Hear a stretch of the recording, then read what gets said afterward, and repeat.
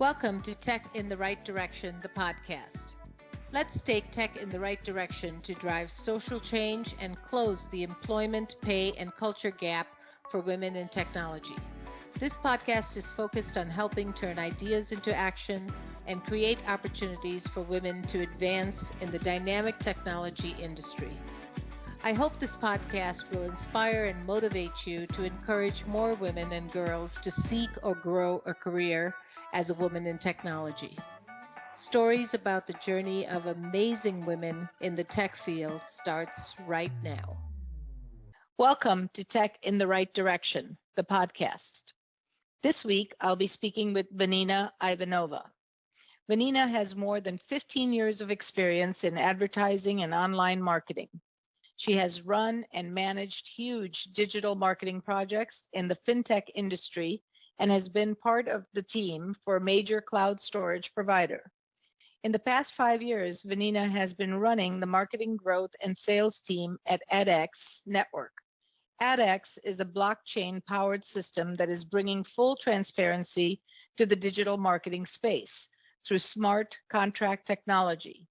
She's a cryptocurrency enthusiast herself and is finding working for a blockchain company inspiring, empowering, and overall delightful. Welcome to the show, Vanina. I'm so excited to have you on.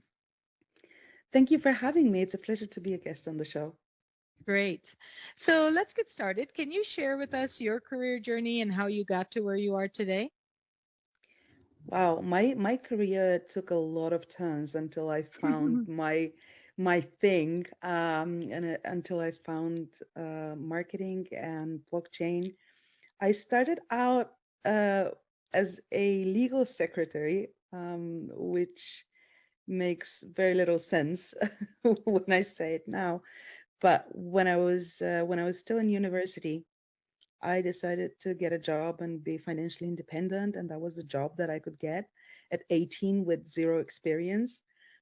I was hired as a legal secretary, learned a lot about the legal world, and then moved on to a career in a call center again because it suited my studies really well. Like I could combine studying and working really well.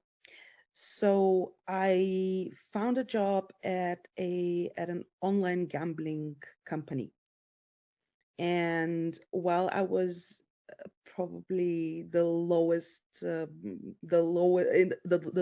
the year hierarchy, I started digging into the gambling industry. I got interested into the psychology of players and into the industry in general as business processes, and it just seemed fascinating at the time, and I think it still is. So when I graduated university, I started working as a content manager and copywriter for the gambling industry. From the gambling industry, I moved on to the fintech industry. And from there, I think blockchain was a very logical step. And that's how I found myself doing marketing for a blockchain company. That's amazing. I loved what you said about the psychology of players. I'm sure that really is fascinating and what makes them tick, what makes them come back, or what it's just fascinating to me as well. So very interesting. And then fintech took you to blockchain. That's pretty good. So let's talk marketing. So you have a lot of experience in online digital marketing.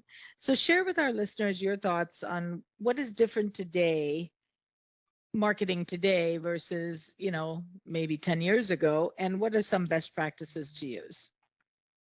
Oh, things are so different today than they were 10 or 15 or 20 years ago. I think when I started studying marketing and advertising at the university, there was Google AdWords. I think it was just AdWords back then. I don't even remember the exact name, but that was the only form of digital marketing that we had back then, together with banners. And they were all neon and shiny and could cause an epileptic seizure. and websites were covered in those banners. And that was the beginning of online advertising. And Mm-hmm. things are very, very different today. What I think that the biggest difference that we see today is the profiling of the user, the extent to which we can predict a user's purchasing habits so that we can target them with the right ad at the right moment to make sure that they make a purchase. And while from a marketing perspective and from an ad tech perspective, this is fascinating. It's amazing how far we've come. From a purely human perspective and point of view, this is a little bit scary, at least to me, Mm-hmm. Mm-hmm. and to the Empire team, because it crosses the boundary of privacy. We being online shoppers, we no longer have any sense of privacy left because advertising companies use any and every piece of data that they have about us to make sure that we are in the right disposition to see this ad or that ad, or to bombard us with messages that we would be susceptible to. And I think that this has gotten a little bit out of control. And I think that we've basically reached the point of no return when we need to say, hey, that's enough. We should stop being the product. We should stop selling our, well, not selling, but letting companies use and sell our data Mm-hmm. um, to advertisers and to companies. And we should reclaim that privacy. We should get it back and say, hey, you know, we've had enough of this. And I think that's the biggest difference between the world of digital advertising now and that same world when I was starting out. There was a time when I was really really excited about ad tech and about the possibility to guess somebody's mood or to predict what their next purchase would be based on their previous one, and to cross-reference data across multiple e-commerce sites. But I think I was just too young to realize that this is a really, really big privacy invasion. Mm-hmm. That's so interesting. Wow. So this is so true. Like I can search something on my computer. Let's say I'm in the market for some kind of product and I'm looking for it. The next minute, it's on my Facebook, where it tells me all about the same thing that I searched on my computer. And it is scary. It is, opening up a whole world of there's no privacy anymore. So, can we do anything as consumers to change that? Well, yes, yes. Fortunately, it's not too late to change this. We can do a lot to put some brakes into that, and kind of like stall that process. One thing that we can do is adjust our privacy settings. A lot of Mhm. platforms, Facebook included, has a special page for each user where they can control their privacy settings and their advertising targeting settings. And most people don't even know about the existence of those because they're Right? hidden so deep that at the end of the day, that's what the platform makes money from advertisers. And they have zero interest in the users knowing about this and actually restricting their Hmm. but we can do that. That's one thing that we can do. The other thing that we can do is support companies and websites and publishers that utilize contextual targeting. And contextual targeting is basically um, showing ads based on the content that the user is consuming at this particular moment. For example, if I am currently visiting a website about fashion, I would be seeing ads for a fashion brand sale, for example, Hmm. or Hmm. for buy these shoes, Vanina. Um, but they don't know that it's actually me on the other side of the screen. They don't know what I've purchased, when I'm likely to purchase again. So basically, the only thing that matches that is matched in terms of targeting is the content that I'm consuming, perhaps my geolocation, and maybe gender. But that's about it. And this is what we actually do at Umbire Adex, because we believe in ethical ads, and we believe that people should have privacy, even if they don't explicitly ask for it. That's very, very good. That's really good on your company's part that's taking steps to make sure that the consumer is protected, which is so important. And I love that, you talked about adjusting your privacy settings. So everybody on who's listening should really think about that. If that's something you want, then go ahead and adjust your privacy settings, whether it's Facebook or your browser or wherever you search. So that's really great. Now, blockchain. Wow. That's a whole different thought process, whole different beast in itself. So you say that you are finding that working with blockchain companies is inspiring, empowering, and overall delightful. Tell us more about that. Thank you for that question. I actually stand by those words 100%.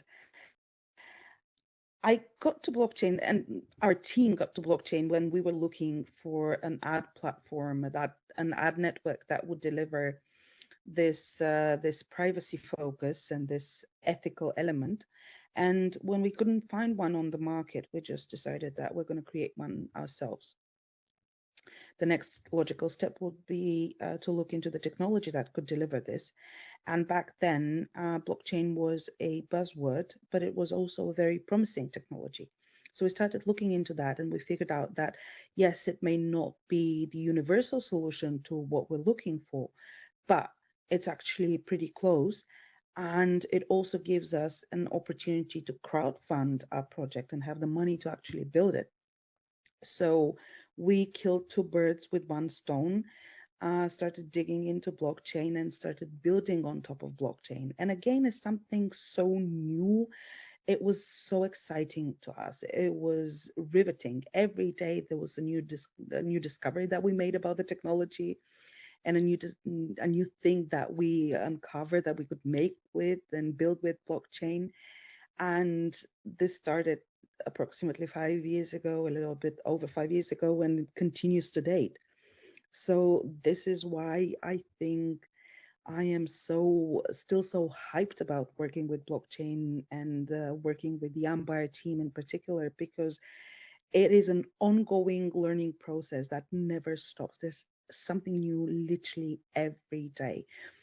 With the advancement of the technology, its capabilities grow, and the things that we can do expand as well.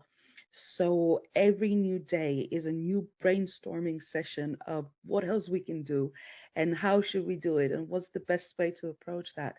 So this is why I find working in blockchain extremely exciting, and this excitement translates into inspiration for creating stuff, for bringing people closer to a better and cleaner internet, if you wish. That's great. And you got me excited. That's just, it is inspiring when it's constantly changing and you can find new uses and constantly improve your platform as well. That makes it really exciting. And some people might say, "Oh, that's very stressful because it's constantly changing." But you and I living in the world of IT, we know how that feels. It is always changing, and that's what makes it exciting. Did you know that there is an increase in the number of women leaving the tech industry? As a woman-owned business, Directions Training has made it our mission and passion to change this statistic. That's why Jennifer created this podcast. We showcase insight from everyday women for everyday women in the tech industry. Do you know other people that would benefit from tuning in? Share the link and help us drive the advancement of women in the tech industry. Do you have a journey or know of someone that our listeners would benefit from hearing about? Reach out to us at directionstraining.com/podcast. Don't forget to follow us on LinkedIn, Facebook, and wherever you find your podcasts. Now, back to the show. At the end of the day, yeah, it is stressful. It could be very stressful, and there are days when you just want to get into a fetal position and cry a little and then get back to work. But that's part of the job. I think that this is the lows and the highs are both part of the job. It is an emotional roller coaster. I'm not gonna lie to you. But what's the alternative? To sit back and relax and look at something that you've done for 5, 10, 15 years and never move forward? I don't think Hmm. that's an option for us, No, especially for us as women in technology. I don't think that's an option, honestly. I agree. I agree. We have to continuously be growing, otherwise you're dead. That's kind of how I feel. Talking about blockchain, let's now move to cryptocurrency. So, can you provide an overview for our listeners for cryptocurrency? Because it is fairly new. I mean, it's not new, new. I think it's been around for a little bit, but it's starting to gain a lot more traction now. So, I think our listeners could benefit from just a 101, cryptocurrency 101 and how it works. Sure, I would love to try. I don't know. To be honest, it's complicated. Even after so many years in the industry, it's still complicated to explain blockchain and hmm crypto to an 8-year-old or to my mom, hmm but I'll do my best. Thank you. Um, a cryptocurrency is basically a digital currency, a virtual currency that is secured by cryptography. And the benefit of such a currency is that you can't really counterfeit cryptocurrency. You can't double spend it, and it is not controlled by any central authority, like for example the European Central Bank or the Feds in the States. So you have control over your crypto funds and crypto assets at any given point in time if you use crypto correctly. So a lot of people would then go ahead and ask, but then what gives it value? What makes it valuable? hmm What uh, what backs it? And this is when I usually like to ask people, but then what backs the US dollar or the euro? hmm Nothing really. At this point, there was a point in time when currencies were backed by a Federal Reserve of gold or silver or whatever, but that's no longer the case. The only thing that gives traditional currency, fiat currency, value is the habit that we have of using it and the consensus that we have as humankind decided the value that we have decided to assign to these pieces of paper that we use or to the hmm coins that we hmm use. That's the only thing that gives traditional currency value. And it's the same with cryptocurrency. A large enough group of people have decided to assign value to Bitcoin or Ether or any other cryptocurrency. And that group has been large enough to generate market demand. So that's what gives cryptocurrency value. And that's why cryptocurrency exists. So where are they using it right now? I mean, where is it more prominent than, day to day we don't see it, but where are they using cryptocurrency? You're right. We don't see a lot of day-to-day transactions with hmm cryptocurrency, mostly because blockchain is still not scalable enough. It's still not fast enough for hmm us to transact in real time. Because of the specifics of the way crypto works and the specifics of the blockchain as technology, there needs to be a certain time period before a transaction is confirmed, and this time period could sometimes be up to half an hour. I'm not going to hmm stay in line at the store for half an hour until my transaction is confirmed so mm that I can finalize my purchase and go home, right? Nobody's going to do that. With online shopping, maybe makes a little bit more sense, but again, we're so used to instant transactions hmm that blockchain and crypto haven't really gotten that big of an acceptance rate. With that, and this is slowly changing, and there are a lot of companies, and again, excuse my shamelessness, but I'm going to plug Ambire here again. hmm We for example have created a system called payment channels. This is a layer 2 solution on top of the Ethereum blockchain that allows for instant transactions and better scalability Oh, nice. on the blockchain so that it is usable within the context of the ad network that we have, for example, and every impression is paid for in real time, in the form of a micropayment on the blockchain. So there's definitely a lot of progress made into that direction, but we're still not quite there yet. Hmm. So today, you mostly see crypto being used within the realms of crypto. I know it sounds a little bit weird and a little bit a little bit like a paradox, but we mostly use crypto to get other crypto, to trade and exchange different cryptocurrencies and make profit out of the price difference. We use crypto for NFTs, the non-fungible tokens that are a big thing right now. And these are essentially unique tokens, unique crypto coins that can hold information about, for example, art ownership or real estate ownership. I have, of course, you can use crypto in the real world. I recently purchased a hoodie with cryptocurrency, paid for my hoodie with cryptocurrency, and they delivered the actual physical good to my doorstep. So you Mm. can do that as well. But again, the possibilities here are a little bit more limited because there aren't many stores that would accept cryptocurrency as payment. But things are beginning to change. I recently noticed that I was buying perfume for my mom for Christmas, and I noticed that the this tiny little European website selling perfumes and eau de toilette has a cryptocurrency payment option, which was surprisingly refreshing. Hmm. Wow, now I'm going to have to look for that. I don't think I've used it ever. So this is really interesting and intriguing. So, so how do you buy cryptocurrency? Well, there are many ways to get it now. One option would be to do an over-the-counter trade. For example, like I come to you and tell you, hey, I've got this amount of Bitcoin for sale. You give me the cash or transfer me the cash, and then I transfer you the Bitcoin. As Okay. simple as that. This is still a thing. And that was the way cryptocurrency was traded at the very beginning. That was basically the only way. Hmm. Then there are also exchanges where you can go and you can fund your cryptocurrency exchange account with your credit card or with a bank transfer. And then once that money is moved into your account, you can use it to buy crypto on the platform itself.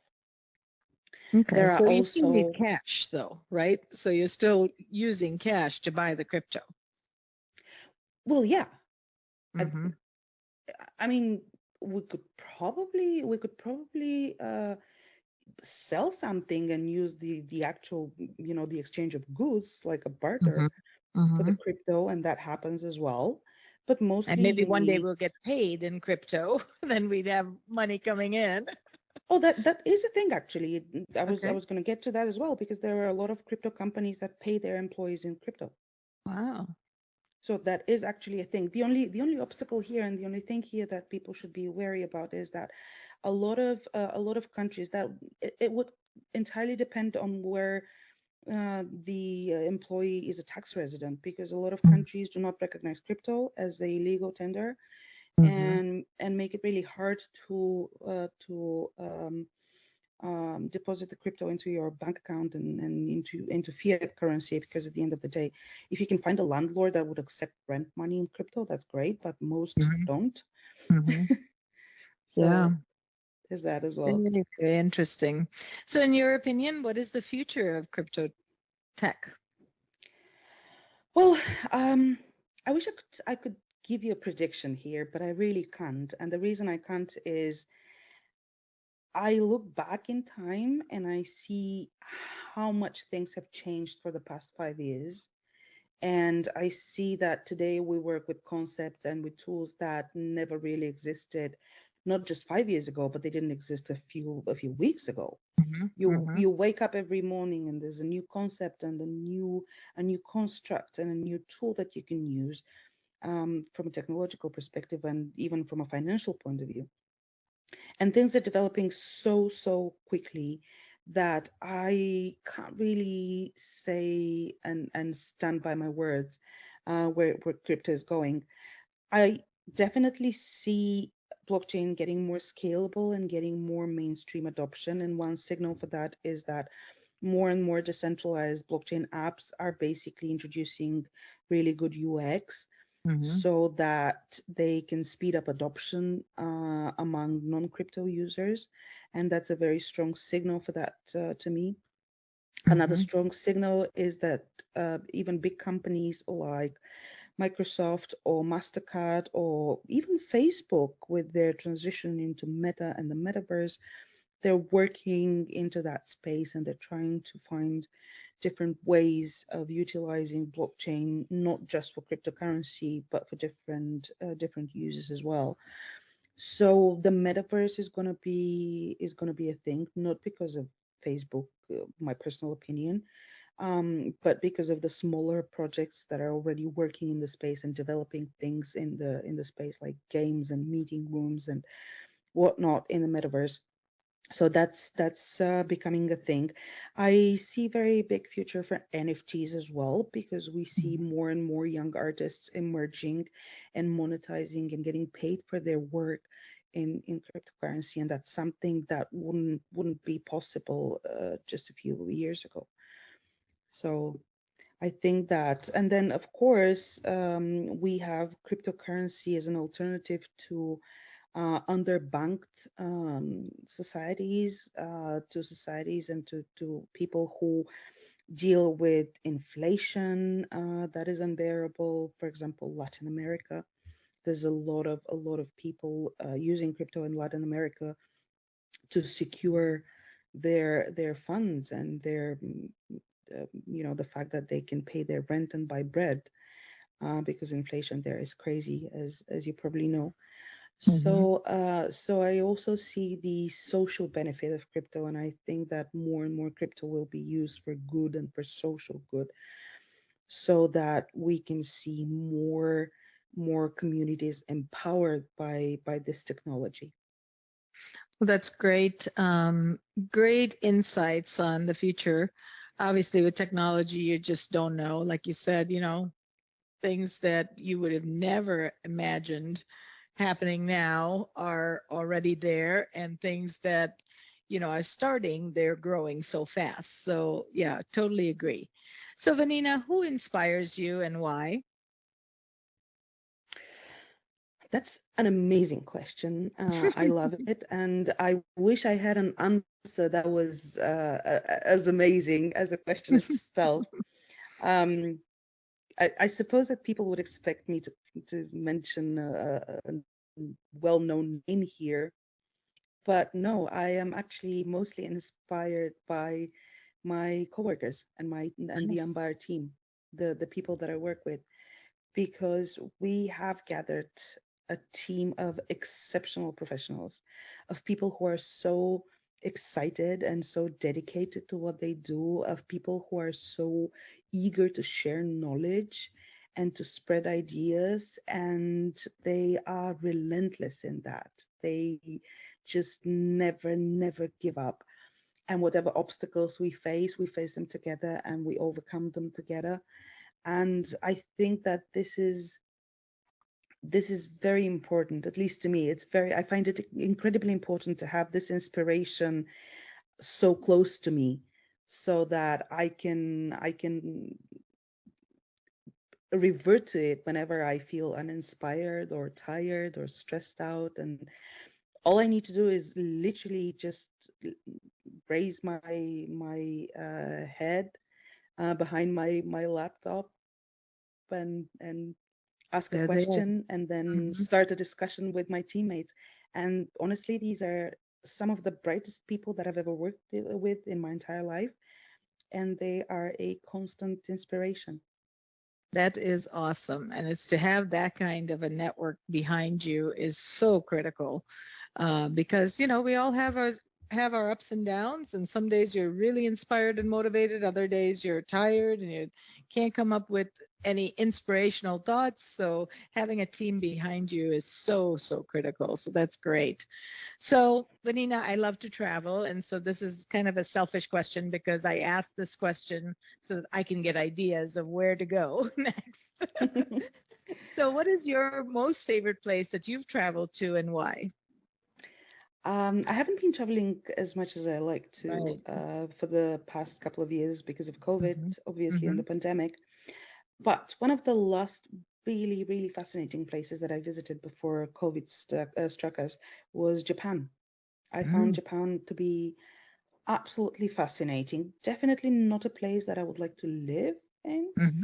It is a little bit too weird to my European taste, Hmm. but I found it fascinating. And the Japanese culture and even their visual aesthetic is so different from what we're used to that it felt like going to a different planet, literally going to a different planet. Mm.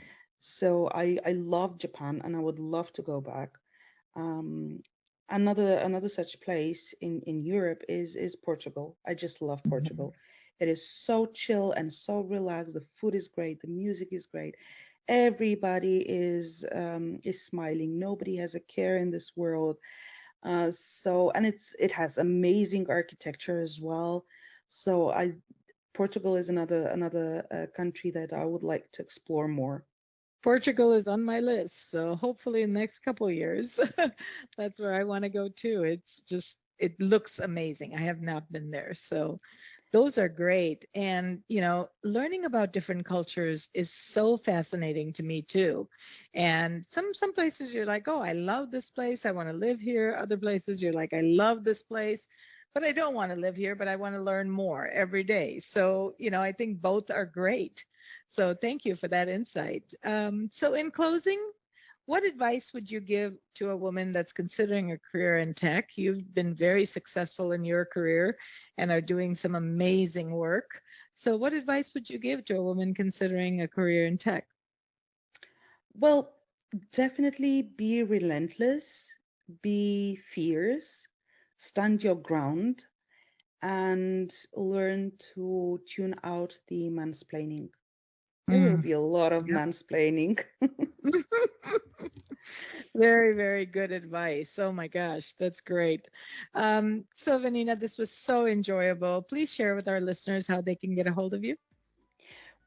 They can follow me on Twitter. My handle there is at INKS at inks. And they can also find me on LinkedIn, or they can just go to ambar.com and shoot us a message to any of the channels that we have there. I'm there. I'll reply. Just Okay, say great. hello. Great. That's so amazing. Thank you so much for taking the time to chat with us today. We really enjoyed the conversation and hope to have you back in a future show. I hope so too. Thank you so much for having me. Thank you for listening to Tech in the Right Direction. Please take a minute to subscribe or follow so that you never miss an episode. Also, don't forget to like, share, and comment. Thank you. See you next week. From IT skill enhancements to end-user adoption training, Directions Training is your resource to help optimize the effectiveness of your technology investments. Over 500,000 students have taken advantage of our wide selection of technology and business training solutions covering the most popular applications today, such as Microsoft 365, Azure, Windows 10, and more. As a podcast listener, we invite you to take advantage of an exclusive offer. Receive 30 days of free access to our Microsoft official curriculum on-demand courses for IT professionals or end users. Visit us at www.directionstraining.com/podcast to claim this offer today. Hurry, this offer is only available for a limited time. Success is a journey. Ask for directions.